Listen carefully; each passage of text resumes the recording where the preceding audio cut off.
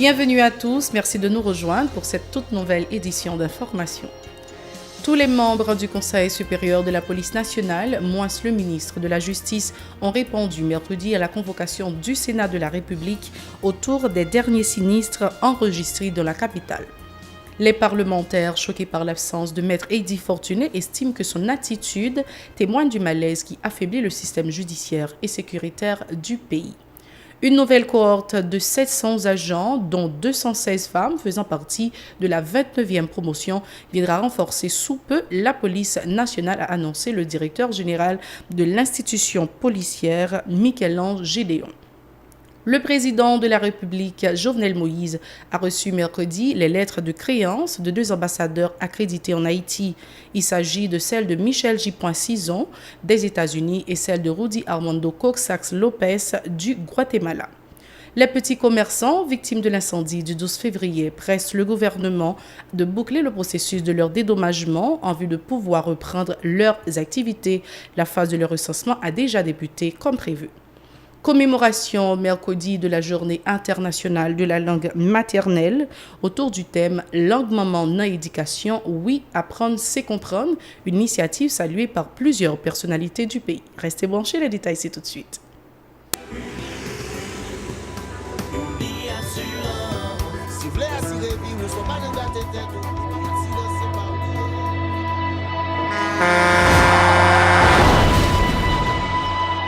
En général, moun pa reme pran assurance.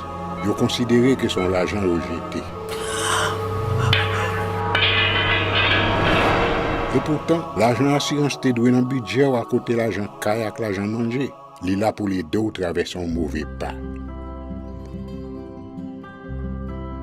Gardez tout à côté ou. Ouais comment gros problème qu'on entre sur moun sans attendre. Mandez Dieu pardon, ça qu'arrive autour. Une assurance dit ou précaution pas capon. Les malheurs arrivés, les faux amis flair saison a fait comme si on pas de jambe connaît. Une assurance après rita vers pour le dire continuer vivre la vie quitter ce course là dans main nous. Une assurance. Vivez en toute assurance. Merci d'être encore avec nous pour le développement de ce journal. Le Conseil supérieur de la police nationale, CSPN, à l'exception du ministre de la Justice, Heidi Fortuné, a répondu mercredi 21 février à la convocation du Sénat de la République dans l'optique de fournir des explications, notamment les 2 derniers incendies éclatés dans la capitale. Le malaise entre le ministre de la Justice et le chef du parquet de Port-au-Prince, maître Oknam Klamé Daméus, et les conditions de travail des policiers étaient également au menu des discussions. L'instigateur de la rencontre, le sénateur Jean-René Sénatus, dit avoir constaté l'impuissance des autorités concernées face à ces drames. Jean-René Sénatus au micro d'Edlen Vernal et Francineus. Pour demander à CSPN, non, comment lui-même li constater dégâts ça yo qu'a fait à travers marché public nous yo qui a pris du feu à telle enseigne que même sur réseaux sociaux yo vi retourner une information qu'a parti qu'a dit les organes gain du feu derrière 32 gain du feu etc. Qui mesure que CSPN non li prend déjà et qui mesure les entendre prend pour le capable sécuriser finance marchandises et avoir marchandises ça yo moral policier yo yé nous connaissons gagné un pile policier qui te fait montre de découragement un peu vu que il y a des arriérés de salaire, arriérés de primes de risque que vous pas de jamais arrivé joindre. De policiers qui gagnent grade que recevoir, gagnent un grade inspecteur qui continue à toucher grade agent 3. Nous t'avons connaître comment moral policier nous yo yé dans la rue. Le Premier ministre Jacques Lafontaine, chef du CSPN, se défend de l'impuissance de son gouvernement face au drame des 12 et 18 février dernier ayant décapitalisé plusieurs centaines de petits commerçants. Écoutons-le. L'administration Moïse Lafontaine, liée avec eux, l'a encadré et l'a aidé à passer mauvais cap ça que y a passé là pour nous capables recapitaliser pour yo reprendre, n'est-ce pas vrai, business en main, parce que marchand ça yo représenté pierre angulaire économie haïtienne. Commission la pral essayer ouais s'il t'a inventorié moun qui dehors yo. Mais en ce qui concerne recapitalisation, méthodologie que nous allons utiliser, c'est au cas par cas. Parce qu'on a un petit machin ou un gros machin. Quand on a deux fois, l'on sortit plus haut ou on doit prendre un plus gros saut en tout. Donc, commission pour rencontrer tout le monde. Le directeur général de la police nationale d'Haïti a annoncé la sortie dans les prochains mois de la 29e promotion de la PNH, comprenant 700 agents, dont 216 femmes.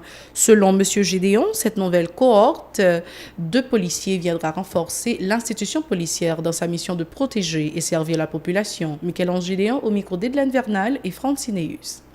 Pour dire là, rien que dimanche, nous gagnons 29e promotion qui rentre. Les gagnants là donnent 750 policiers, aspirants policiers. Et comme nous sommes sensibles à la question du genre, dans 750 ça, il y a 216 femmes là-dedans. Nous utilisons pratiquement 8 salles de classe. Non, et 16 salles de classe. Nous sommes censés gagner 8 salles qui sont disponibles pour recevoir policiers qu'on y a dans la question formation continue. Formation unité spécialisée, UDMO, CIMO, DCPJ, notamment BLTS. Plus de 200 inspecteurs qui prennent formation pour grade que même yo sous dehors. Et nous avons gagné 100 nouveaux commissaires qui prennent rentrer en académie. Donc même si on a intervenu vers le bas, nous avons intervenu tout vers le haut parce que la question de la formation est indispensable à développement institution. Autre point, le recensement des petits commerçants victimes de l'incendie du 12 février au marché Enfer a débuté mardi, comme l'a annoncé le gouvernement. Cette initiative permettra d'apporter une assistance aux victimes. Ces petits détaillants qui souhaitent l'aboutissement du processus disent également espérer que les montants qui leur seront alloués leur permettront de reprendre leurs activités. Reportage Mario Sylvain et David Mercieuse.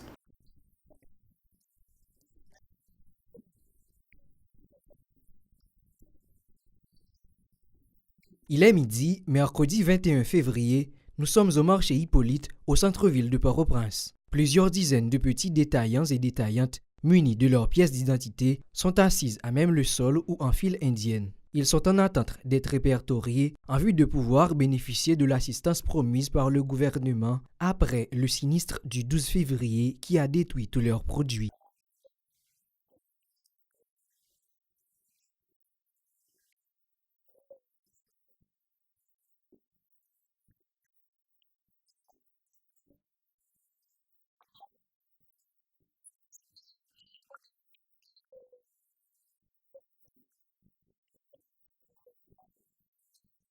Ces petits commerçants aux abois disent toujours douter de l'efficacité de la démarche des autorités gouvernementales. Selon eux, des dispositions doivent être prises pour que les vraies victimes soient les bénéficiaires de cette aide.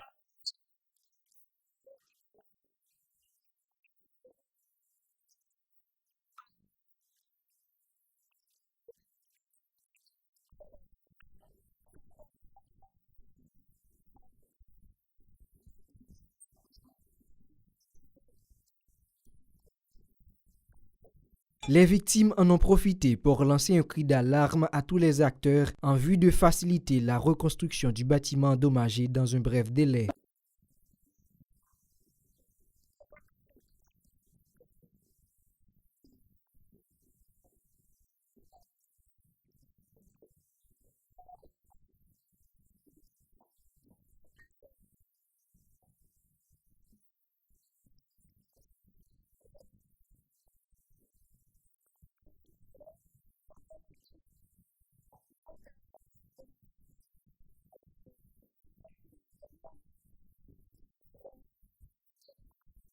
Le PDG de la compagnie JSL, Martin Bout, qui a financé les travaux de reconstruction du marché après le séisme de 2010, estime que l'incendie s'est déclaré à partir de la destruction d'immondices non loin du bâtiment. Il devrait être entendu jeudi par le parquet de Port-au-Prince dans le cadre de ce dossier.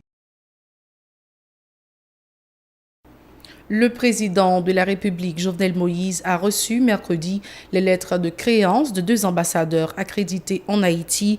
Il s'agit de celle de Michel J. Cison des États-Unis et celle de Rudy Armando Coxa Lopez du Guatemala. Le chef de l'État était accompagné du chancelier Antonio Rodrigue. À l'occasion, M. Moïse a donné l'assurance aux diplomates qu'il travaillera au raffermissement des relations entre Haïti et leurs pays respectifs. De sa volonté, l'ambassadeur des États-Unis, Mme Michel J. Cison, a renouvelé l'engagement de son pays à renforcer sa coopération avec Haïti. L'ambassadeur de la République du Guatemala, Rudy Armando Coxas Lopez, a promis d'œuvrer afin de dynamiser les liens d'amitié et de coopération entre les deux pays. Et pour clore ce journal, l'Académie du créole haïtien a célébré mardi la Journée internationale de la langue maternelle, célébrée le 21 février autour du thème « Langue maman dans l'éducation, oui, apprendre, c'est comprendre ». Le ministre de la Culture et de la Communication, Limon Toussaint, des écrivains et des poètes, ainsi que des représentants de la société civile ont pris part à cette activité qui s'est tenue au centre du convention de la BRH. Nancy Constant et David Mercieuse. Chants et danses folkloriques ont notamment marqué la commémoration de la Journée internationale de la langue maternelle établie depuis 1999 par l'Organisation des Nations Unies pour l'éducation, la science et la culture, UNESCO. L'occasion pour le ministre de la Culture et de la Communication de plaider en faveur d'une plus grande place à l'enseignement du créole dans les écoles et les universités du pays.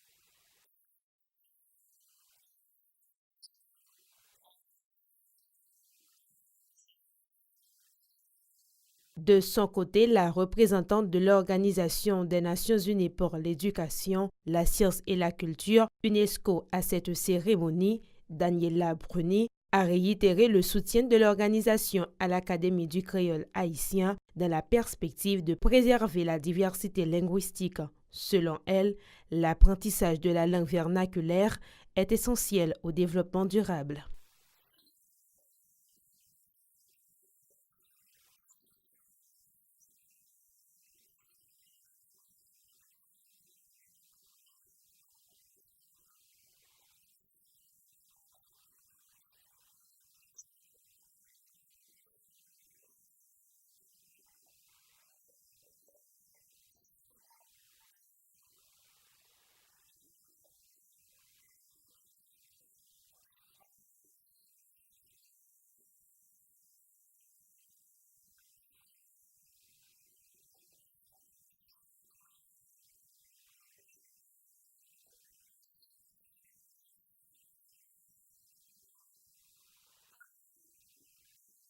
Le président du conseil d'administration de l'Académie du créole haïtien, Jean-Maurice Jean-Baptiste, invite le gouvernement haïtien à intégrer le créole comme l'une des langues officielles de la communauté caribéenne CARICOM.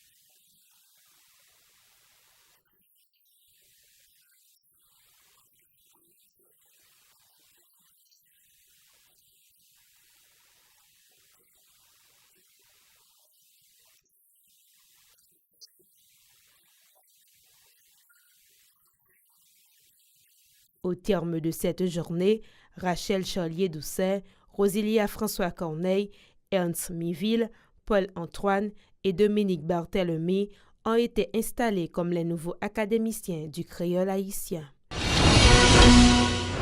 Fin de ce journal, merci d'avoir été avec nous. Au revoir, à la prochaine.